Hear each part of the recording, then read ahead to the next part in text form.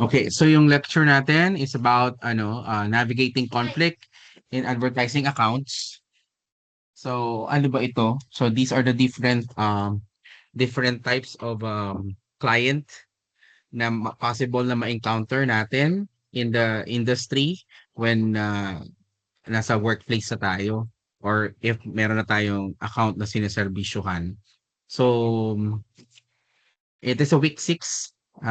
We confront the most challenging reality of the AdPR industry.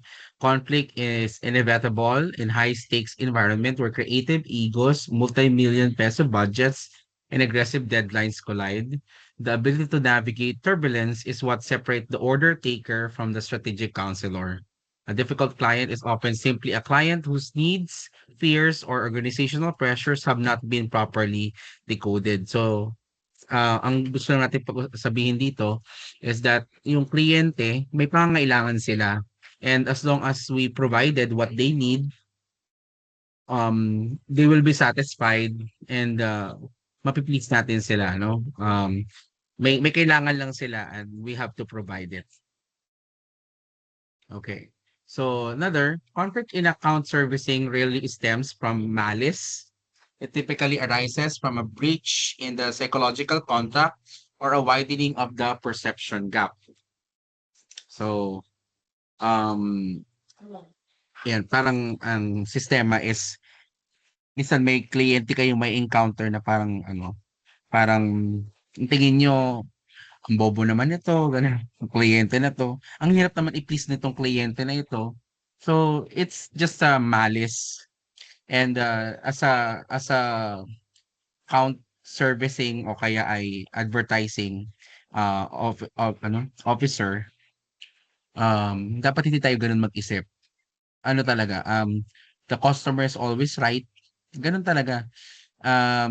Pagka nung nasa ano pa ako, nasa creatives pa ako, kapag may kliyente ako na ang kulit-kulit, ang dami-daming gusto, sinasabi ko na lang I'm surrounded by idiots. Yun na lang sinasabi ko. Ako lang yung may ako lang yung may alam, parang gano'n. Pero totoo yun, eh, nangyayari yun, yung kliyente ang kulit-kulit, 'di ba? Siya mismo di niya alam kung anong gusto niya, kaya ikaw di mo rin alam kung ano yung gusto niya. 'Di ba? Pero hindi dapat gano'n yung pag-iisip natin. We should get rid of that malice, no? Um, we have to extend our perception gap. Kailangan nating unawain, no? Unawain yung kliyente natin na may pangailangan siya at baka siya hindi niya rin alam kung ano yung pangailangan niya. So, we need to address that first before we provide the services.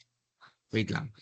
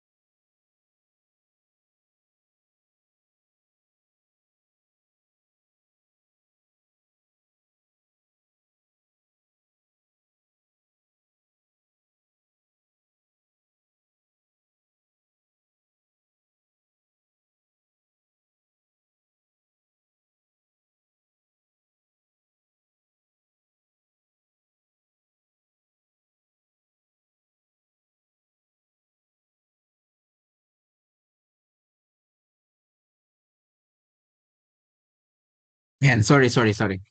Okay, so yun yung objectives. Sorry ha. Ngayon. Okay, let's begin with the lesson. The art of the no. Yan, emotional intelligence and account management. Um, dito sa ano natin sa field natin as account manager and provider, no? Agency, ad agency. Hindi pwedeng ano tayo, masyado tayong people pleaser.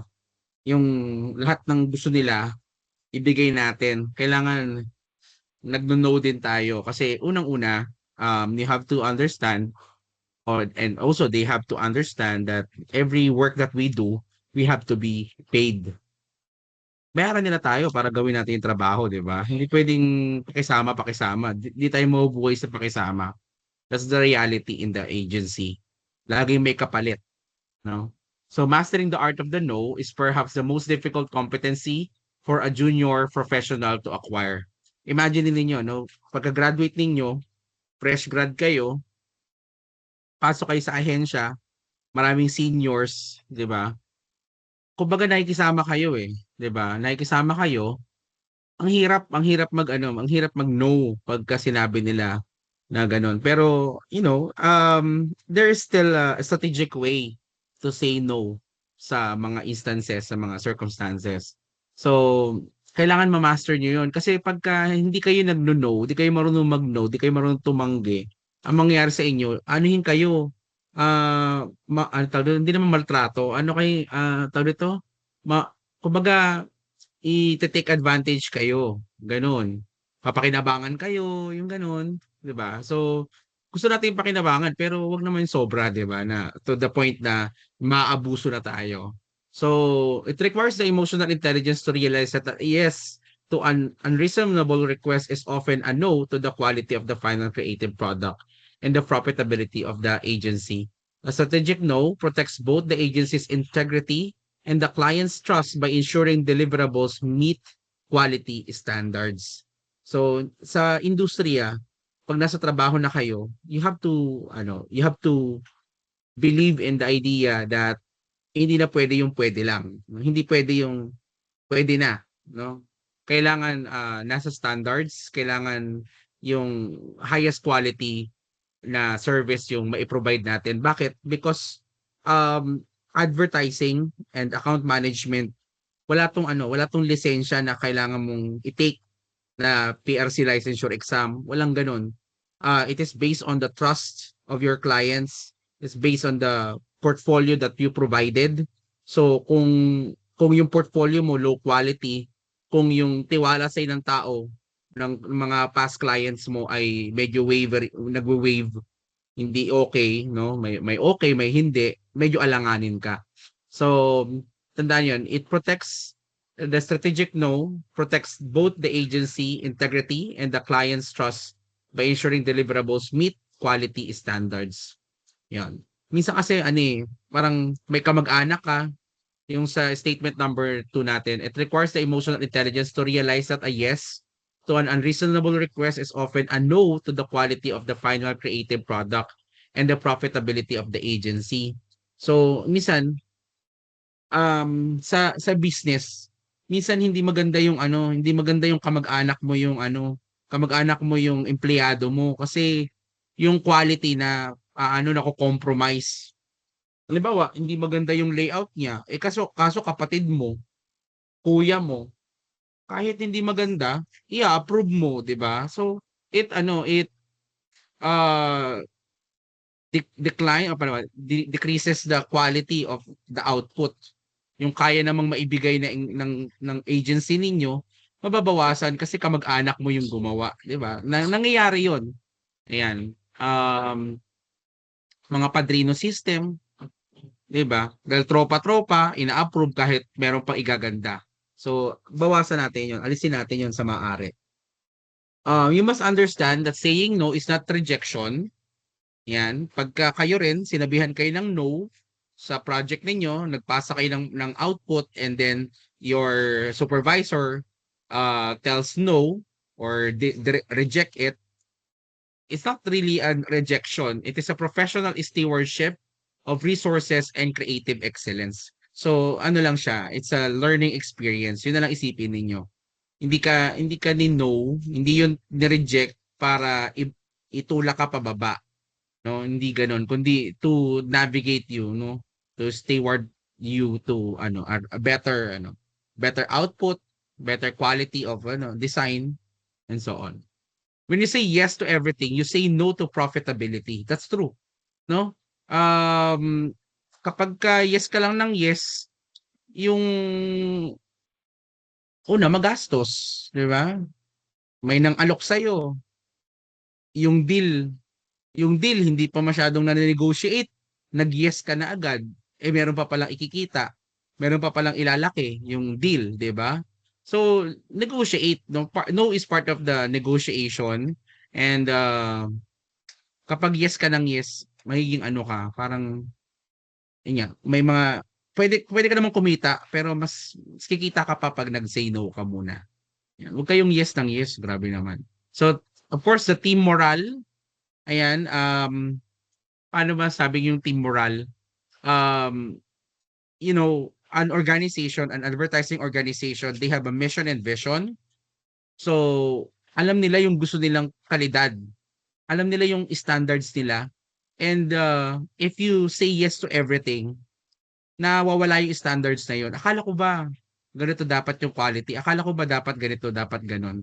And yet you approve or say yes to this low level of quality, 'di ba? This low level of output. So hindi dapat ganon. As a junior advertising manager o kaya mga advertising officers kayo, nagsisimula pa lang kayo, dapat you have to practice that.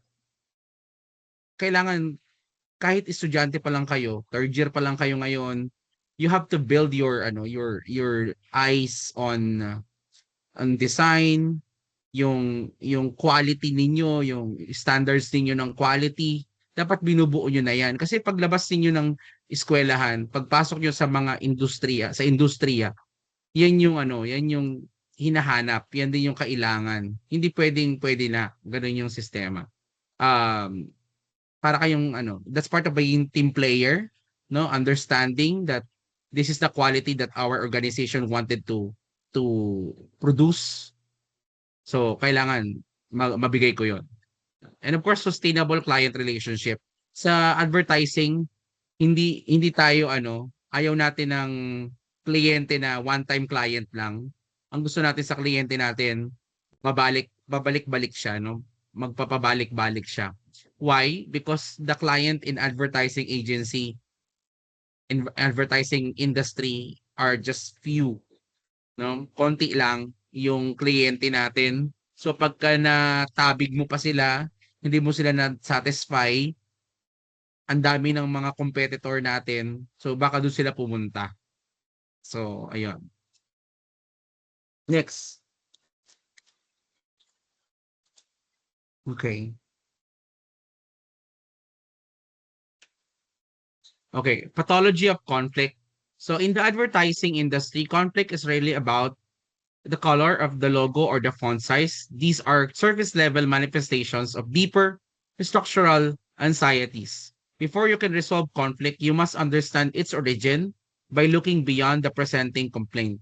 So pag may nagsumbong sa inyo, hindi pwedeng hatulan nyo agad base sa sumbong. You have to know the origin of the complaint, origin of the problem. Difficult behavior often signals unmet needs, fear of loss of control, or organizational pressures that the client is experiencing internally. Yan. So,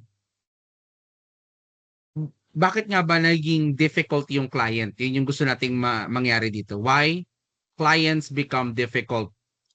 So, because they have a conflict. Itong kliyente natin, meron silang conflict, and somehow tayo as an advertising agency, organization, we can provide solution to that conflict. We can resolve that conflict. Common conflict that our clients have are difficult are the signals unmet needs, yung mga unmet needs, mga pangailangan nila hindi maibigay, fear of loss of control. May mga ganyang kliyente na gusto nila yung paggawa ng kanilang advertising material, lahat yung process, gusto nila may control sila. So, ibigay mo anong hilig nila, ganun yung sistema. And lastly, organizational pressures that the client is experiencing internally.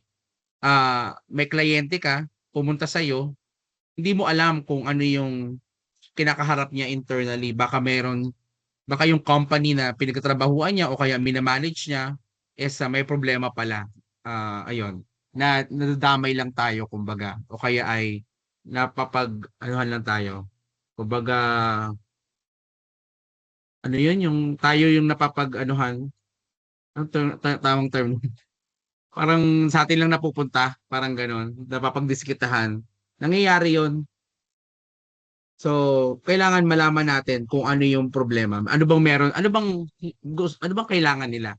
No, meron ba silang unmet needs? Provide natin. Meron ba silang fear of loss of control? Hindi, iparamdam natin silang may control sila. And kung meron silang organizational pressure within their company, siguro, wag na tayong dumagdag doon sa pressure na yon. The most effective account managers understand the client side reality. Your client's CMO might be facing a board that demands immediate ROI. Yung CMO is communication management. Yan. Yung office. No? Client CMO might be facing a board that demands immediate ROI, leading them to become a micromanager to ensure their own job security. So, baka yung kliyente natin nagiging micromanager. Very common yan. Yung micromanager, yung boss, ultimo yung pinakamaliit na tao, minamanage niya, 'di ba? Masyado kasing ano yun, yung mga walang magawa. Mga mayayaman kasi wala lang magawa yan eh. Kailangan alam nila yung gagawin nila. So ngayon, wala silang magawa, pati yung maliit na tao, minamanage nila. Ayun. Um, how do we deal ba during micromanagement? Well, nung time ko na nagtatrabaho ako sa Solar, nasa creative marketing producer, may time din na ma-micromanage ako. Ang problema sa managing, mas nagiging ano ko, parang pili ko nagkakamali ako lalo kapag may nagma-manage sa akin o katabi ko yung supervisor ko.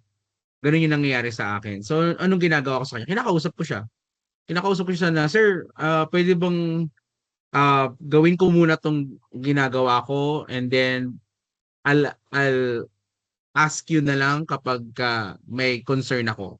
Kasi hindi talaga ako okay kapagka, alam mo 'yun, binabantayan yung gawa ko. So, makipag-usap kayo, ayan. So, ngayon yung kliyente natin, baka yung client natin ay nagma-micromanage na. Mina-micromanage din tayo as an advertising agency. So, first, you have to communicate to the client that we are an advertising agency. This is our work. We're doing it for a long time, no? Since college, ginagawa na natin 'to. I know this better than you, sir. Hindi, joke. Huwag niyo namang ganunin. Pero yun yung ano ko eh, yun yung kailangan ma-communicate yun sa kanila that you have to trust me as your advertising organization. You have to trust me in this part of the business. No, hindi pwedeng i-micromanage mo ko. I know this better, 'di ba? Just tell me the KPIs, ano yung mga key performance indicators na hinahanap mo, ibibigay ko sa iyo, 'di ba? Ganun yung idea. So when a client rejects a creative insight, they may be exhibiting low absorptive capacity because they cannot connect the agency's innovative idea to their safe business KPIs. So nangyayari kapag nire-reject nila no yung produce natin na campaign o kaya na material, probably baka mayroon lang silang problem sa absorptive capacity. Hindi nila ma-absorb yung ginagawa natin as an agency to their company o kaya hindi nila matugma, hindi nila mapagbangga yung yung mga design natin, yung mga messages natin doon sa business KPIs nila. So, ipaliwanag mo sa kanila, no? Ipaliwanag mo sa kanila na yung hinahanap niyo po na key performance indicator na ito, dito po 'to lalabas. Yan. Ganun yung idea. Ah, For example, when you created a design and they wanted awareness, 'di ba? Say, so you do a campaign, gagawa ka ng campaign. So tapos let's say yung kanilang goal is for awareness, 'di ba? Your message, sasabihin mo na ito po yung strategy natin para magawa natin yung goal. Yan. Usually ganun lang naman 'yun eh. Hindi lang nila mapagtugma, hindi lang nila mapagbangga yung ginagawa natin doon sa kailangan nila. So kailangan lang ipaliwanag. Alam mo yung mga ano na yan, yung mga yung mga mayayaman, yung mga business mga client natin. Ano naman yan eh, ang mindset naman nila, if others can do it, let them do it. Ganun yun. Yung Yung parang gano'n, parang ang idea, halimbawa si Lucio Tan, patay na si Lucio Tan, 'di ba? So, halimbawa yung mayaman, yun na lang, may-ari ng SM, si C na lang, si C. Yan, isa sa mga anak ni Henry C. So, ay, buhay pa ata si Lucio Tan, teka lang, nalilito na ako sa pangalan. Anyway, basta may buhay doon sa kami patay. Anyway, kung halimbawa yung may-ari, ano sabihin ko, siya pa ba yung siya pa ba yung magbubukas ng pintuan para sa mga mamimili ng SM, 'di ba hindi? Mag-hire siya ng security guard ng security guard na magbubukas ng pintuan ng SM para sa kliyente. Siya pa ba ang yung mismong may-ari ba ng SM? Siya ba yung si-sales talk doon sa mga tao? Hindi. Ang gagawin niya, mag-hire siya ng magaling sa sales talk. At yun yung ilalagay niya doon sa tindahan, 'di ba? Ganun din yung maraming kliyente. So, ano yung pino-point ko doon? Kapag kami na micromanage na tayo or pinipilit makialam ng kliyente natin sa ginagawa natin, baka nakakalimutan lang nila na sila yung business owner. And the only thing they have to do is to pay you well. And rest, bahala na, no? Bahala na, ibigay na niyo yung responsibility sa inyo as an organization. Yan. Perception gap and organizational pressure. An account manager on the agency side might only see a difficult client, but a super professional understands the client side reality. So, yung account manager on the agency side, pwede lang daw niya makita yung madali lang siya mag-judge at sabihin na ang hirap naman nitong kliyente na to, ang sakit sa ulo, 'di ba? But a super professional understands the client side reality. So, inuunawa niya yung client side. Okay. The perception gap is the distance between what the agency believes the client needs and what the client actually needs. So, yung perception gap is the distance between ano yung nakikita ng agency o pinaniniwalaan ng agency na kailangan ng kliyente at ano ba talaga yung tunay na kailangan ng kliyente. May ganon. Yung assumption natin, ito yung kailangan nila, pero yung pagka inobserbahan mo o kaya chinek mo yung mismo kumpanya, may iba pa na kailangan sila. So, yun yung client actually needs, no? Yung actual needs ng kliyente natin. So, how can we understand the actual needs ng client natin? We usually do yung series of meetings with the client. The more meetings you have with your client, the more you understand their company, the more you understand their needs. So, wag kayo mapagod sa meeting. Talagang masinsinang usapan. Yan. Isama yung i-reimburse na lang i-reimburse na lang yung budget sa pagkain. Ayun. So, clients are often under immense internal pressure from boards, executives, and stakeholders demanding immediate ROI and measurable results. This internal pressure can manifest as micromanagement, scope creep requests, or aggressive deadline demands.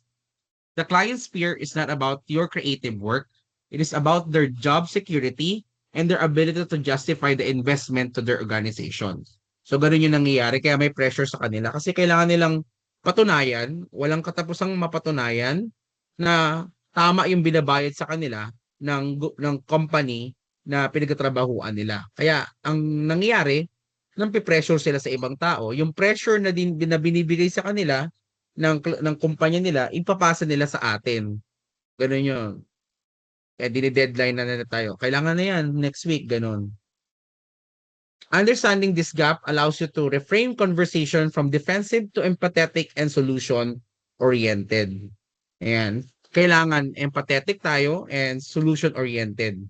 Pag sinabing empathetic, we need to understand them properly and iparamdam sa kanila na we're here to help. No, we're not your pawns.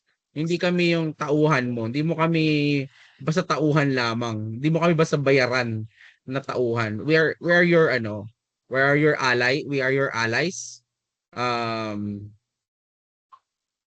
We want what you want for your company. Ganun yung nangyayari. To become empathetic and then solution-oriented. Ano yung problema? Ayan. Ipaliwanag mo sa kanila at bigay mo ng solusyon. Kasi yun yung trabaho natin as an organization. Nakikinig pa kayo? Nakakasabay? Okay pa kayo? Thumbs up nga kung naiintindihan niyo. Yan, maraming salamat. Punta tayo sa Thomas Killman Conflict Mode Instrument or TKI na tinatawag. The framework. Yan, TKI or the Thomas Killman Instrument. The TKI framework provides 5 distinct modes for handling conflict, each with different levels of assertiveness and cooperativeness. The solution for conflict is assertiveness and cooperativeness.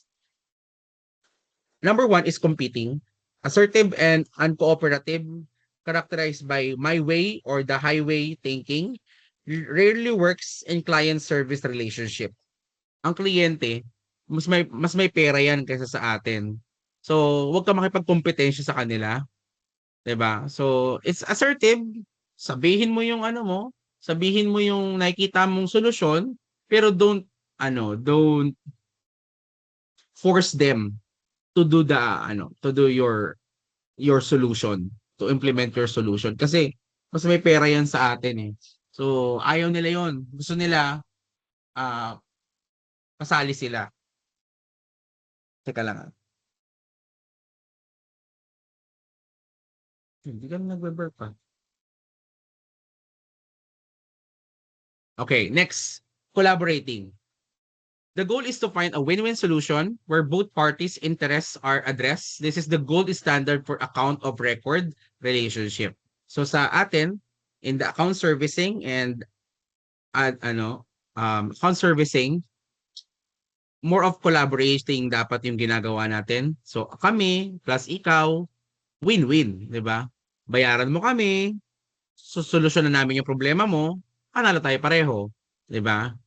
Another is the compromising, finding the middle ground where both parties give up something useful for minor budget disputes but not ideal for strategic decisions. Bakit siya minor budget disputes? Halimbawa, may problema sa budget. Yan. Kailangan yung may bawasan, 'di ba? Pero sa strategic decisions, yung solution kasi hindi pwedeng bawasan niyo yung solution. Kailangan the more solution you have na ma-implement, mas better, mas maganda yung impact niya. Ayan. Avoiding, sidestepping the issue entirely, dangerous in AdPR as it leads to silent churn where clients quietly disengage and eventually leave. Yan. Pagka may pinaiwasan sa kayo sa kanila, paano kung ayaw nila iwasan yun? 'Di ba? So, kayo na lang iiwasan nila. Ganun nangyayari doon. And last is accommodating, giving in to the client's demands, lead to burnout, loss of agency, authority, and unsustainable service delivery. Ano nyo to sa relasyon ninyo, no? Sa mga jowa ninyo, sa mga asawa ninyo. So, number 1 is competing. Kapag ikaw lang yung tama, yung asawa mo hindi, medyo mag-aaway kayo noon. 'Di ba? It really works with the client service relationship. Sabi nga sa relationship, it takes two to tango. 'Di ba? Eh, 'pag nagkokompetensya kayo, mahirap 'yun. Walang panalo sa inyo kasi pareho lang naman kayo, eh. Collaborating, may tingin ka. Collaborating 'yan. 'Pag may karelasyon ka, kailangan collaboration kayo. Always find a win-win solution. Compromising, there are times that you have to compromise things. Yan, where both parties give up something. Hindi pwedeng ikaw lang yung nagbabawas tapos yung karelasyon mo naman hindi nagbabawas, mahirap 'yun. Nagbe-break 'yun ng mutual benefits. Kailangan patas. Ayun, may compromise man pero dapat both side may compromise. Yan, ginagawa natin 'yan with negotiation. Ginagawa natin 'yan with negotiation, negotiate natin na ipag-barter tayo with the client, nakikipag-barter tayo ng service natin and their payment. Halimbawa, yung kanilang budget, medyo budget meal lang yung meron sila. So, i-adjust natin, compromise natin yung trabaho natin or yung quality. Hindi naman, ang hirap naman, ang pangit naman ng word, no? Pero, ganoon talaga eh, babawasan mo. Mayroon kasing trabahong 1,000, may trabahong 500. Yun yung totoo, no? Sa industriya. Hindi pwedeng lahat 1,000. Trabahong 1,000 kahit yung budget nila pang 100 lang, 'di ba? So, mahirap 'yon. Kayo rin yung mahihirapan. Nagiging accommodating kayo doon. Kapag kayong kliyente walang pera pero siniserbisyohan niyo ng matindi, 'di ba? So, giving into the client's demands, mabu-burnout kayo doon, mauumay kayo. 'Yan. Loss of agency authority. Para saan pat meron kayong para saan pat ahensya kayo, para saan pat kayo, tagabigay kayo ng solusyon kung susunod din pala kayo sa nila, sa gusto nila mangyari. Yan. And of course, hindi naman pwedeng avoiding. Halimbawa, sa karelasyon ninyo, avoidan mo na yung karelasyon mo, di ba? Hindi mo na kausapin, hindi mo na kakitain, di ba? Mahirap naman yun. So, in Thomas Kelman conflict instrument, ang itong itong 5 na ito, ginagamit yan. Pero ang pinaka-appropriate sa atin is more on collaborating. Ayan, some compromising, gano'n. Pero not avoiding or yung competing. Pwede ka makipag-compete pero sa kalaban mo talaga. Okay pa kayo? Sige. Punta tayo dito sa behavioral taxonomy. Teka lang.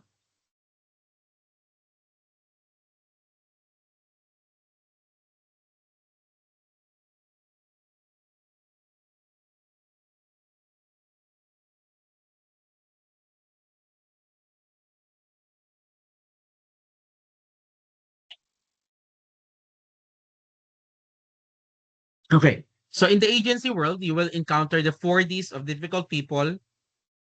Ito yung iba't ibang tao sa industriya. Diverters, detractors, distractors, and digressors. These behavioral patterns can be expanded into a professional taxonomy specific uh, to account servicing context. Understanding these archetypes allows you to diagnose the root cause of difficult behavior rather than simply reacting to surface complaints rather. Each personality type has a distinct behavior pattern, underlying root cause, and a specific resolution strategy.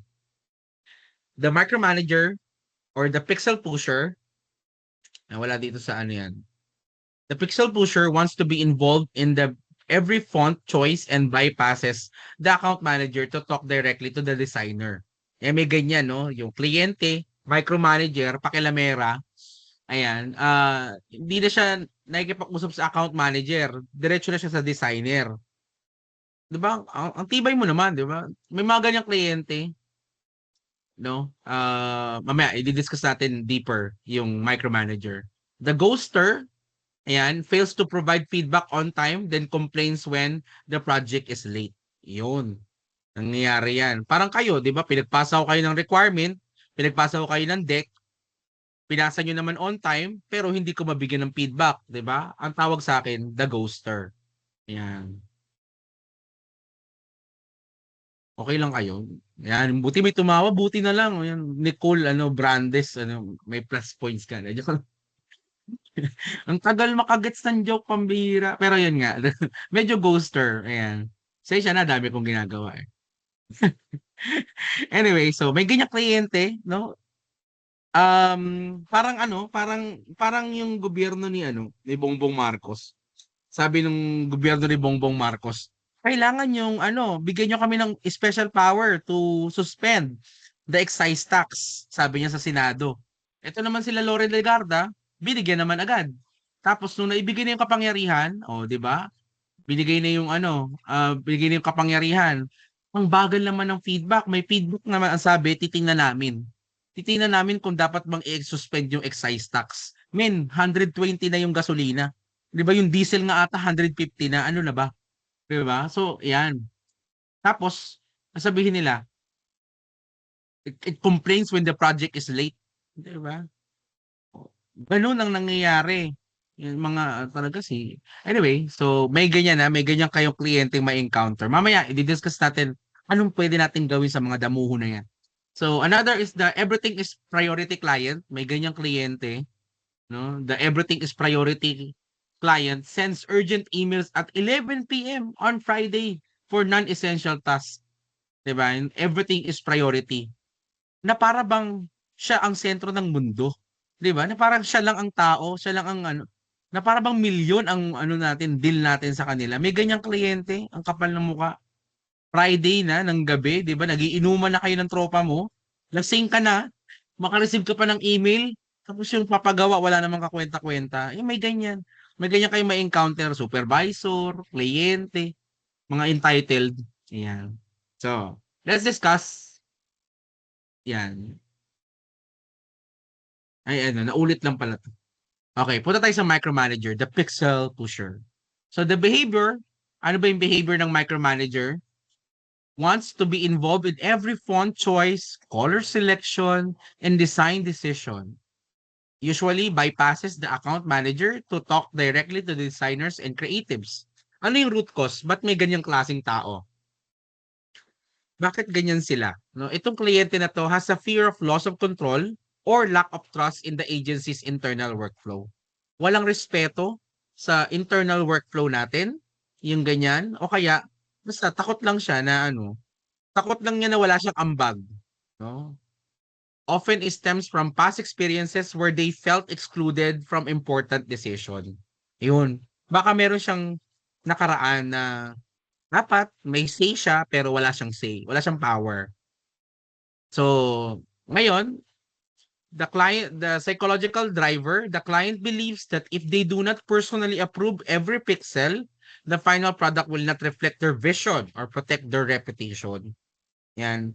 Akala niya ang mundo ambagan. Akala niya yung trabaho niya ambagan. Hindi, kapag ikaw ay taga-company at nag-hire kayo ng advertising agency, ibigay niyo na yung trabaho sa advertising agency. 'Di ba? Hindi na kayo kailangan makialam dito, trabaho na namin 'to. Mag-ano ka, punta ka na lang sa Starbucks, mag-coffee ka do'n. Gano'n gano'n gano'n dapat, 'no? Ang feeling kasi nila ano, wala silang ambag. Pero hindi naman 'to ambagan, eh. Ano ba 'to, inuman ba 'to, may ambagan? Wala, 'di ba? So, ayan. Ano gagawin natin? What's the resolution strategy? Increase transparency by using shared project management dashboards to show progress before they ask. This removes the anxiety that drives the micromanagement. Yan, increase transparency. Pakita mo lahat. Pakita mo lahat, 'di ba? Yan. Pero pakita mo lahat ng disenyo, pakita mo lahat ng kailangan, pero wag kang lalagpas sa akin. Kung ikaw yung account manager, kasi 'di ba, ikaw yung account manager, may kliyente ka, yung kliyente mo nagma-micromanage na, ipakita mo sa kanya lahat. Be very transparent. Pero hindi siya pwedeng lumagpas sa'yo. Hindi ka pwedeng niyang bypassin because I'm doing everything for you. Tapos ba-bypassin mo pa ako? Kapal mo naman, 'di ba? So, ayun. Ang solution is become transparent, but the boundary kailangan within the boundary pa rin. Transition them from approving pixel to approving strategy by involving them in strategic decisions early and often, giving them meaningful input at the planning stage. So dapat sa tanongin niyo na lahat. Anong gusto mo? Anong gusto nyo? Anong kailangan nyo? Ganito, ganon, ganon. Ano nakikita namin kailangan ninyo? Yan. Pag-usapan na natin yan. Sa planning stage pa lang. Para sa production or sa paggawa na, wala na siyang pakialam doon. Antayin na lang niya yung antayin na lang niya yung result. Antayin na lang niya yung mga material na i-approve niya. Yes, bebe? Yeah. So set clear approval checkpoints and decision gates so they know exactly when and how they will be consulted. Yan, maglagay kayo ng approval checkpoints. Huwag pala palagi, Kailangan approval checkpoints. Halimbawa ay kami pag gumagawa kami ng material, halimbawa video material, meron kaming storyboarding. Yan, after ng storyboarding, sasabit kami ng storyboard. Ayun, pwede siya mag-comment doon sa storyboard. Ang susunod niya na kukomentan, yung produce na material. Yun yung tinatawag na approval checkpoints. Hindi pwedeng every step of the way nag-a-approve siya. Hindi. Kailangan meron lang chunk of activity. O storyboard, production, revision 1, revision 2, revision 3. Yun lang ang libre sa amin. Actually, ang libre lang sa amin, revision 1. Revision 2. Hanggang revision 2. Halimbawa, meron tayong material na produce. Tapos, sabi niya, ay gusto ko ganito, ganyan. Revision 1 yon. Sinagot natin yung first request niya. Pagkapasa natin ng revision 1, pwede pa siya mag-request ng isa pa na changes. Gagawin ulit natin yun ng libre. Pag hindi pa rin niya gusto at meron pa rin siyang gustong ipabago, may bayad na yun. May bayad na yung revision. Ang bayad sa amin sa revision, nasa 5 to 15K, 15,000 per depending on the type of the material. Kung halimbawa, mga steel material lang yan, mga photos, ganun, still advertisements, layout lang, ganun, 5,000 lang yan. Pero kapag video yan, it ranges from 10,000 to 15,000. Pag yung video, short lang, 10,000 yan. Pero pagka mahaba yung video, 15. May nabebe, wait lang. Okay na. Okay, so, ayun na. Document all decisions and approvals so there is a clear record of their involvement and sign-off. Yan. Wag kayong makikipag-usap ng personal ng walang recording. Kailangan via email, kailangan black and white. Ganun dapat. Bakit? Bakit po ganun, sir? Kasi, pwedeng gamitin sa inyo yon. Sabihin, wala naman akong sinabing ganyan eh. 'Di ba? Madali lang magsabi ng ganun eh. Wala akong sinabing ganyan. Pero may sinabi naman talaga.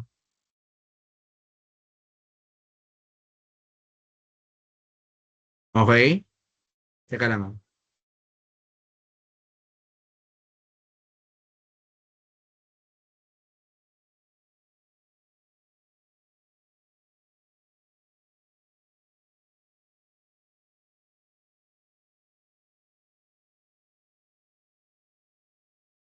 Bebe. Bebe. Iya. Iya. Ito na ito. Papa. Ano ba to? Ay. Mamaya na. May klase pa sa Papa B. Mamaya na, be. Sorry. Okay, so yan. Next is the ghoster, the radio silent client. Naintindihan niyo yung micromanager? Yan. Pag mina-micromanage na rin kayo ng jowa ninyo, alam niyo na rin yung resolution. Be transparent. Ganon. Mina-micromanage na kayo. Babe, nasan ka? Anong ginagawa mo? Oh, 'di ba? Baka be transparent. Ito ko. Yan. Yan. Saya ka na? 'Di ba? Joke lang. The ghoster, the radio silent client. The behavior fails to provide feedback, approvals, or direction on time, then complains when the project is late or misses media deadlines. The root cause, ba't nga ba sila ganyan? Overwhelmed with internal meetings, pagod na sa mga meetings na walang pakain, puro meetings lang. Pwede namang isend sa email, mini-meeting pa. Ayan, pagod na sila dyan. So, also, wag ganyan. Wag ka dyan. Competing priorities, yan, baka meron sa kakompetensya dun sa ano nila, gusto nilang, ayun, may kakompetensya, competing priorities or a lack of perceived urgency about the project timeline. Yan, baka may kakompetition, baka nasa dating age na yung kliyente natin, inuuna jowa bago yung trabaho, di ba? Nangyayari yan. Ayun, kaya hindi sila makapag-reply agad. So, another is the lack of perceived urgency. Yan. Feeling nila, hindi naman kailangan ng project, kaya naman tumayo ng project, kaya pabayaan na lang. So, the client does not realize that their delay in approval triggers a cascade of delays in production. Nakakalimutan nila na kapag sila delay nag-feedback, delay din yung buong project. Diba? Walang sisihan. Okay? Production, media booking, campaign launch, lahat yan delay kapag hindi sila nakapag-feedback agad. So anong kailangan? Anong sagot sa kalimot? Paalala. Yun yun. Pagka may nakakalimutan na ng ng kung nakalimutan na ng kliyente, follow up po, no? So the resolution strategy, the consequence briefing, where you politely but clearly explain how a 24-hour delay in approval triggers a 72-hour delay in production due to traffic scheduling. Paalala mo sa kanila, remind them, brief them, inform them. Politely politely naman, sir, follow up lang po doon sa feedback po ninyo para po mag-stay tayo sa ating timeline. Yon. Politely, wag niyong attitudean. Show them the actual workflow, approval delay. Ano rin? Bakit? Huwag ka dyan, baby ko. Doon ka lang sa akin. Laro ka na ikaw. Okay, so show them the actual workflow. Meron kayong Gantt chart, meron kayong monday.com, meron kayong the workflow. To for them to know the approval delay leads to designer unavailability.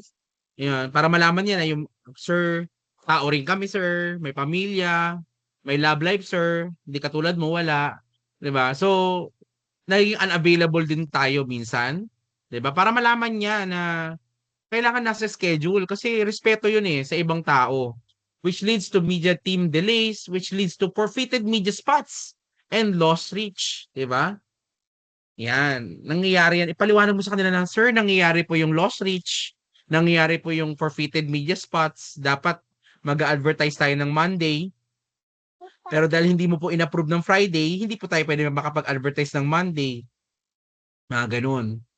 Create a visual timeline that shows the domino effect of their delays on the entire campaign. Establish firm approval deadlines and communicate the consequences of missing those deadlines upfront in writing. Again, kailangan black and white, kailangan in writing para para meron kayong dokumento, para meron kayong ebidensya. Okay? And use project management tools to send automatic reminders and escalation alerts when approvals are pending. Wala pa na yung pera dyan, B. Okay? Nakakasunod kayo? Thumbs up na kung nakakasunod. Malapit tayo matapos. Opo. Thank you. Okay, last is the everything is a priority client. Ito yung entitled na kliyente. Nakala mo siya lang yung tao sa mundo. Akala mo siya lang yung kliyente sa mundo. Siya lang yung kaya tayong bayaran. O kaya siya lang yung nabili tayo sa buong pagkatao natin. Di ba? May ganyang kliyente, akala mo siya nagpaaral sa atin, kapal ng muka. Di ba? So, parang ikaw paaral mo kami, nagpabaon ka, 'di ba? Parang si Alvin Aragon, 'di ba? Kuni-question yung mga mga magulang ng mga transgender. Ano naman? Oh, ano pakialam mo kung sinuportahan ni Glock-9 yung anak niyang bading? Wala namang problema doon 'di ba? Yan. Mga ganyan to, ito yung everything is a priority client. Ang titibay. Anyway, so the behavior sends urgent emails at 11 p.m. on a Friday for non-essential tasks, treats every request as if it is mission critical. No?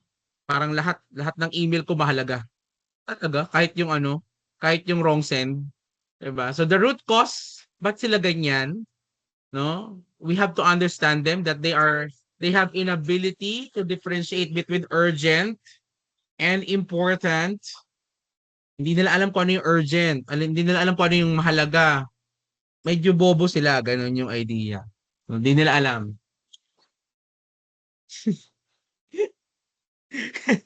Ginaya ng anak. Anyway, so, sinasabi ko masama to. Narinig ng anak ko, ginagaya tuloy. So, inability to differentiate between urgent. Hindi nila alam kung ano yung urgent. Hindi nila alam yung important. Ayan. So, often driven by reactive internal culture. Baka ganun din sila. Baka sa pamilya nila, ganun. Baka sa pamilya nila, ganun talaga. Walang important, lahat urgent, lahat important, di ba? May ganun. May ganun talagang tao. Hindi natin maalis yan. So, the client's organization, another psychological driver, the client's organization may be chaotic or crisis-driven. So, they have learned to treat everything as urgent to ensure it gets done. Yun yung dahilan. Parang nasanay sila na ganun. Baka mga procrastinator yung mga yung mga tao dun sa organization ng kliyente natin. Kaya lahat, minamadali. Kasi delay na lahat eh. 'Di ba? Damay tayo, 'di ba? So the resolution strategy, anong gagawin natin? Use ano, tell the client o kaya teach the client o kaya ikaw mismo na lang. Use the Eisenhower matrix. Yan yung Eisenhower matrix, ginagamit ko yan yung Eisenhower matrix na yan. Saan ba yun? Nandito yun sa pader ko eh. Kasi Eisenhower matrix, apat yan. No, Eisenhower matrix has a 4 quadrants. Urgent and important. Important but not urgent. Yung nasa upper right.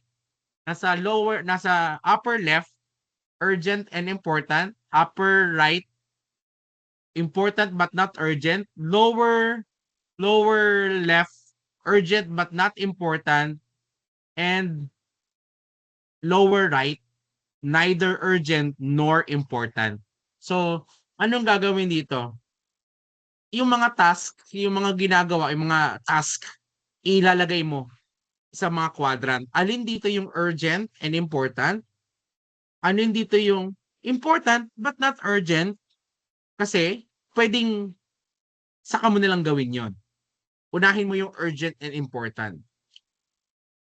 Pwede ring yung urgent but not important.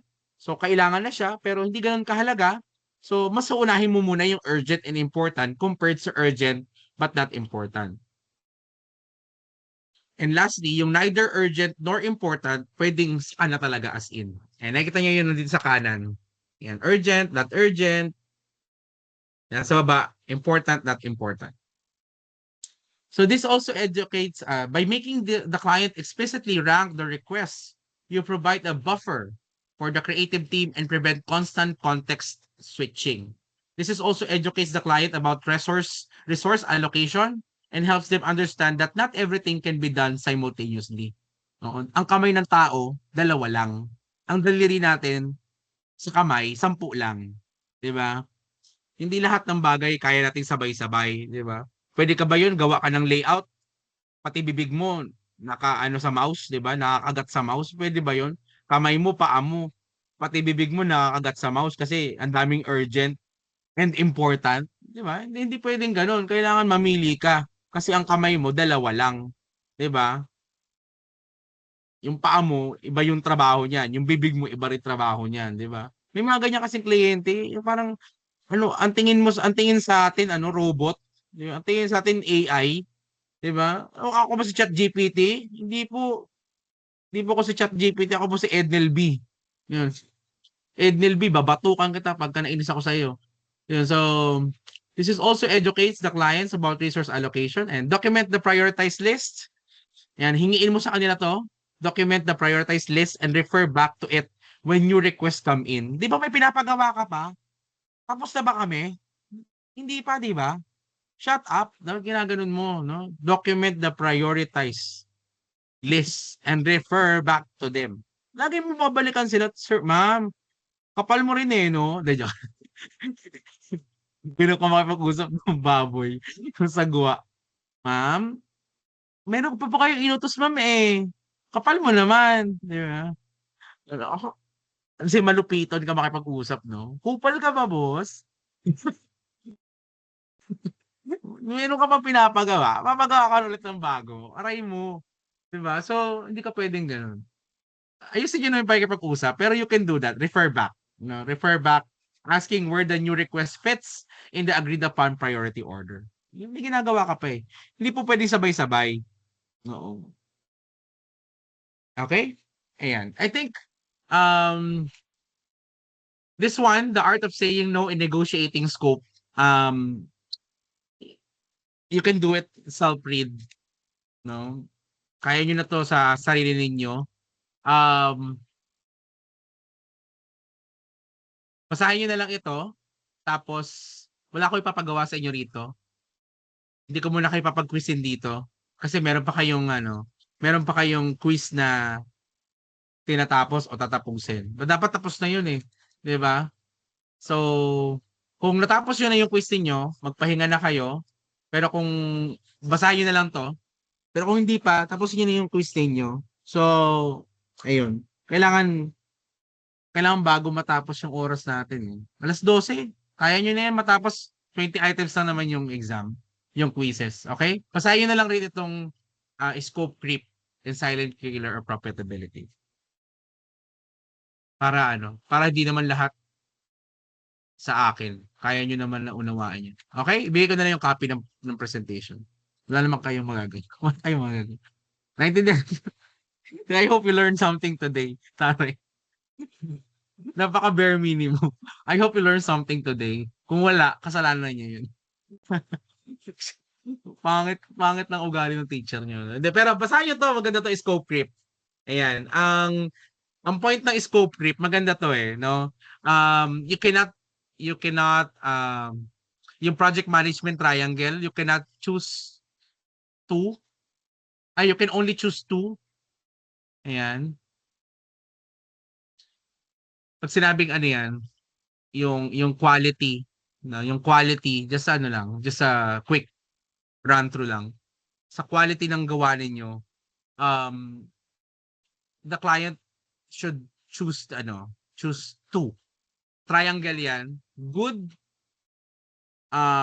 pricey, and good, cheap, and fast. Triangle lang, no? Sa taas, good, yung scope, good, yung sa time, fast, yung sa cost, cheap, mura. Ngayon, the client can only select two. Hindi pwedeng tatlo. Walang ganong proyekto. No, walang ganong proyekto na mura, mura na, maganda pa, mabilis pa. Hindi. Kailangan lang mamili ng kliyente. If the client want a good quality, mamimili siya either cheap yon or mabilis yon. Kapag gusto niya ng good at mura, hindi pwedeng mabilis yon. It will takes time. Okay? But if the client wants a good quality of product or production or material, but fast, gusto niya ng mabilis, it doesn't cost cheap, no? Hindi siya mura. Mahal siya. Kasi minamadali natin, binibilisan natin. We allot more energy to produce para mabilis, 'di ba? Nai-gets niyo yung point ng scope creep na tinatawag. Okay? Sige, basahin na lang 'yan, kayang-kaya niyo maunawaan 'yan. PUP yan kayo, eh.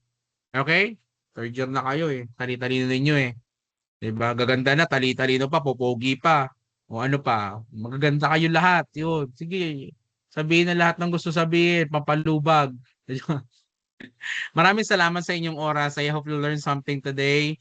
Um, um, I won't meet you next week because it is Holy Wednesday. So I believe some of you are traveling to their provinces that time. Kaya I won't bother you anymore. So I'll meet you after the Holy Week. That will be on April 8th. No, April 8th.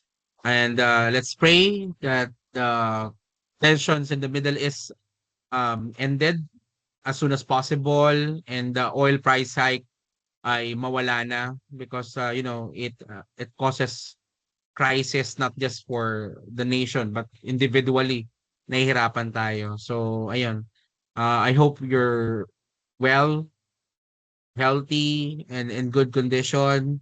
Maraming salamat sa inyong oras. I'll see you again next week. Bye-bye. I'll stop the recording from here. Bye-bye. Say bye-bye. Sigaw ka bye-bye. Bye-bye. Thank you.